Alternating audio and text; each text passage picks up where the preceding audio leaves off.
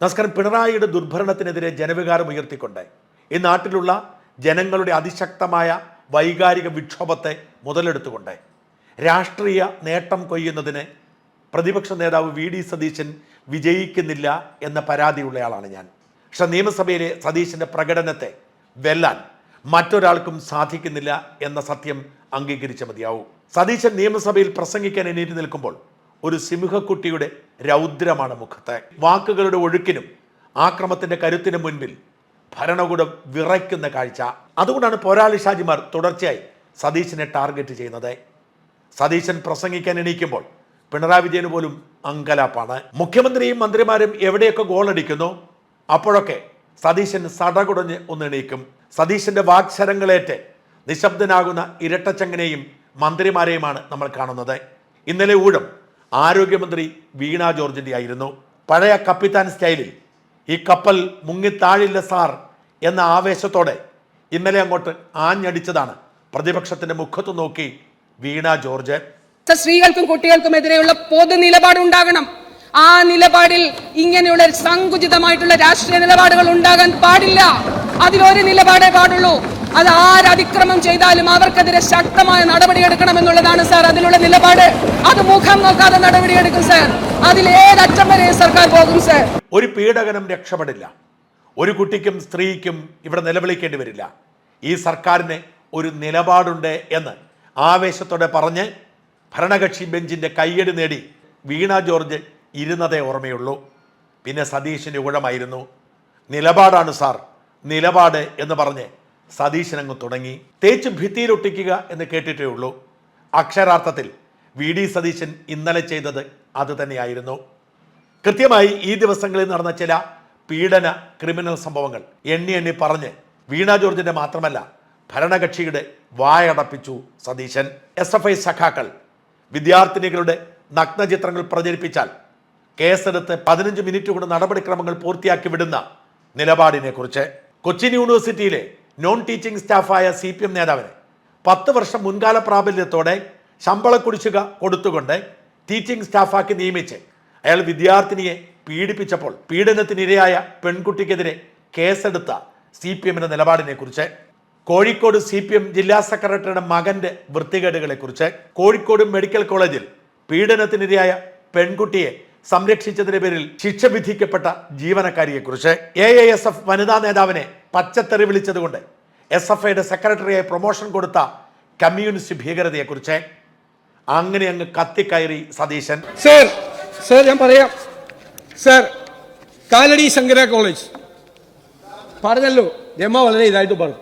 20 പെൺകുട്ടികളുടെ ഫോട്ടോ അശ്ലീല ഹാൻഡിലുകളിലേക്ക് കൈമാറി. ആ പെൺകുട്ടി പരാതി അന്വേഷിച്ചു. ആ പെൺകുട്ടിയുടെ പടം വന്നപ്പോൾ അന്വേഷിച്ചു.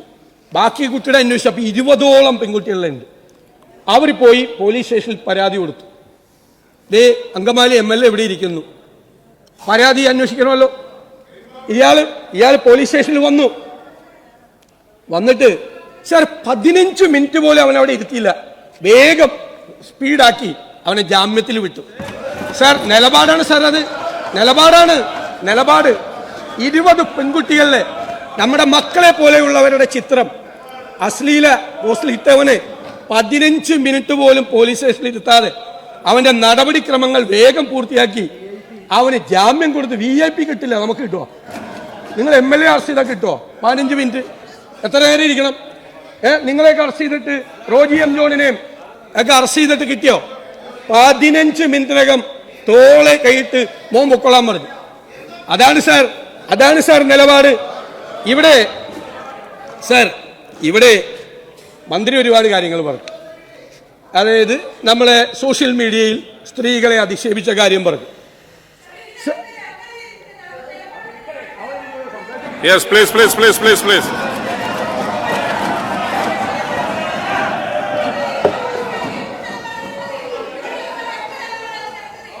Yes. അവിടെ ഇരിക്കെ.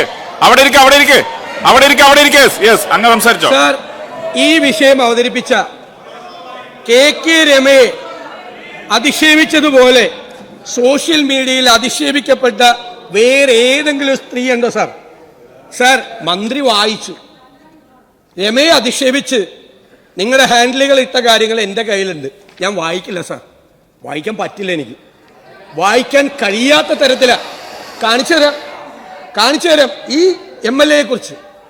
നിങ്ങൾ ആ മനുഷ്യനെ 51 വെട്ടുവെട്ടി ക്രൂരമായി കൊന്നിട്ടും നിങ്ങളുടെ വാശി തീരാതെ ഈ പെൺകുട്ടിയെ, ഈ സ്ത്രീയെ ഇപ്പോഴും സാമൂഹ്യ മാധ്യമങ്ങളിൽ കൊന്നുകൊണ്ടിരിക്കുകയാണ്. അത് നിങ്ങളുടെ നിലപാടാണോ? അത് നിങ്ങളുടെ നിലപാടാണോ?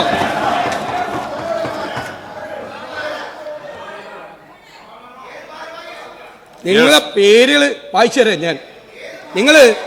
നിങ്ങൾ ഈ തെരഞ്ഞെടുപ്പ് കാലത്ത് പറഞ്ഞല്ലോ, ശൈല ടീച്ചറെ കാര്യം പറഞ്ഞല്ലോ, തെരഞ്ഞെടുപ്പ് കാലത്ത് നിങ്ങളുടെ കോഴിക്കോട് ജില്ലാ സെക്രട്ടറിയുടെ മകനിട്ടൊരു കമന്റ് ഉണ്ട്. അമ്മയുടെ പോസ്റ്റിൽ കയറി, മുൻ MLA അമ്മയുടെ പോസ്റ്റിൽ കയറി മകനിട്ടൊരു കമന്റ് ഉണ്ട്.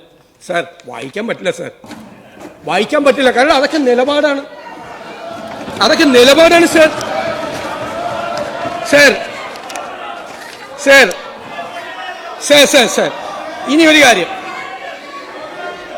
ഇനിയൊരു കാര്യം സാർ, കോഴിക്കോട് മെഡിക്കൽ കോളേജിൽ ഓപ്പറേഷൻ തിയേറ്ററിൽ വെച്ച് ഒരു പെൺകുട്ടി പീഡിപ്പിക്കപ്പെട്ടു. സാർ, അവിടുത്തെ ജീവനക്കാരനായിരുന്നു. അവർ പരാതി കൊടുത്തപ്പോൾ ഈ ജീവനക്കാരൻ അവിടെ ഉണ്ടായിരുന്നു എന്ന് അവിടുത്തെ ഒരു ജീവനക്കാരി പോലീസിന് മൊഴിയും കൊടുത്തു. സാർ, അതിന്റെ പേരിൽ ആ മൊഴി കൊടുത്ത ഒരു പെൺകുട്ടി പീഡിപ്പിക്കപ്പെട്ടപ്പോൾ, അല്ലേ, ഞാൻ പറഞ്ഞു കൊടുക്കട്ടെ? ഇല്ല, ഞാൻ ഒരിക്കൽ ആയിക്കോട്ടെ, ICU ആയിക്കോട്ടെ. എന്നിട്ട് അവരെ എല്ലാവരും ചേർന്ന് പീഡിപ്പിക്കുകയായിരുന്നു അവരെ, ഈ സ്ത്രീയെ, ഈ തെളിവ് കൊടുത്ത സ്ത്രീയെ. ആ തെളിവ് കൊടുത്ത ഒരു പെൺകുട്ടി പീഡിപ്പിക്കപ്പെട്ടു എന്ന് ബോൾഡായി അതിന് മൊഴി കൊടുത്ത ആ സ്ത്രീയെ മെഡിക്കൽ കോളേജിൽ നിന്ന് ഇടുക്കിയിലേക്ക് സ്ഥലം മാറ്റിയ ആളാണ് ഈ ആരോഗ്യമന്ത്രി. Minister LOP. സാർ, നോ, ഞാൻ പറയുന്നില്ല. He is not ready to yield. ഞാൻ തീർക്കട്ടെ എന്ന് പറഞ്ഞാൽ yes. Yes,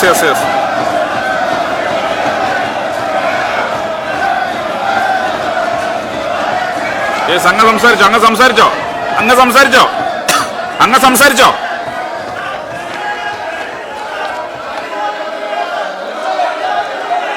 yes. അവിടെ ഇരിക്കെ അതിനുശേഷം പറയാം. യെസ് ആണ് സാർ. കേരള ഹൈക്കോടതി, അല്ല, നിങ്ങൾ അറിയണം, കേരള ഹൈക്കോടതി ഇടപെട്ടിട്ടാണ് ആ സ്ത്രീയെ വീണ്ടും മെഡിക്കൽ കോളേജിലേക്ക്, ആ ജീവനക്കാരിയെ തിരിച്ചുവെച്ചത്, ഉത്തരവിട്ടത്. ആ ഉത്തരവും വെച്ചുകൊണ്ട് 7 ദിവസം അവരെ ആ വാദക്കെ ഇരുത്തിയ ആരോഗ്യമന്ത്രിയാണ്. ഹൈക്കോടതി ഉത്തരവ്. അല്ല, ഞാൻ ബഹളം ഉണ്ടാക്കി എന്നെ അവസാനിപ്പിക്കണം. അവിടെ ഇരിക്കെ അദ്ദേഹം കൺക്ലൂഡ് ചെയ്യാൻ പോകുന്ന അവിടെ ഇരിക്കെ. സാർ, 12 ക്രിമിനൽ കേസിൽ പ്രതിയായ ഒരാൾ കാപ്പ കേസിൽ പ്രതിയായ ആളെ മാലയിട്ട് പാർട്ടിയിലേക്ക് ക്രിമിനലിനെ സ്വീകരിച്ച ഈ ആരോഗ്യമന്ത്രിയാണ് നിലപാടിനെ കുറിച്ച് ഞങ്ങളെ പഠിപ്പിക്കുന്ന. ഞാൻ കൺക്ലൂഡ് ചെയ്യാം.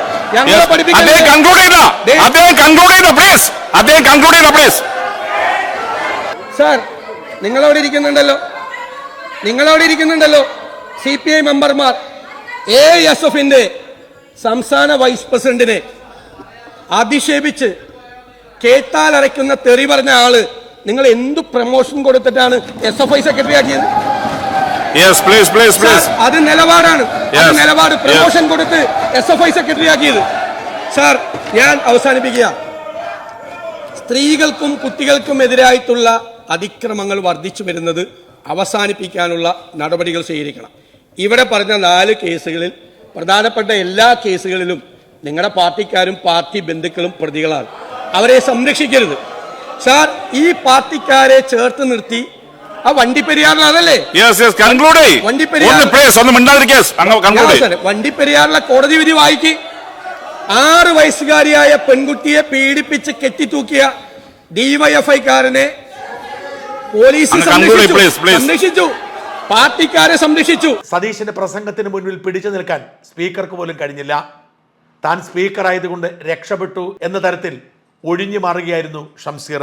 ഇവിടെയൊന്നും അവസാനിപ്പിച്ചില്ല സതീശന്റെ ഇന്നലത്തെ പ്രസംഗങ്ങൾ. BJP-യിൽ ചേർന്നാൽ ഏത് അഴിമതിക്കാരനും നീതിമാനാകുന്നത് പോലെ CPM-ൽ ചേർന്നാൽ ഏത് ക്രിമിനലും പുണ്യാളനാകുമെന്ന് പറഞ്ഞ് സതീശൻ ആഞ്ഞടിച്ചു. ഡൽഹിയിൽ എങ്ങനെയാണെന്നറിയോ?